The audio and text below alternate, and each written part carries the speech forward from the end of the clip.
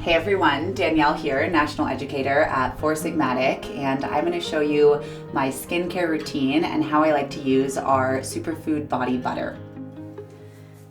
It adds a really nice sense of deep nourishment and moisture before you go to bed. So I'll just get a small amount, you don't need that much, and you can rub it in your hands to kind of warm it up a little bit and then apply it anywhere on your face.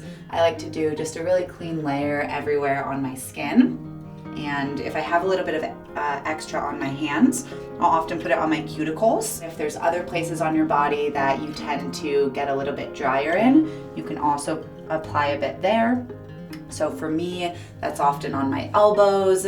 So I like to rub a little bit into both of my elbows. Another way that I like to use it is bringing it into my kitchen and actually adding a teaspoon into my hot beverage of choice. So that's my skincare routine. Thank you so much for following along. I would love to see how you like to use our Superfood skincare. So tag us at Four Sigmatic on Instagram so I can see what you're up to.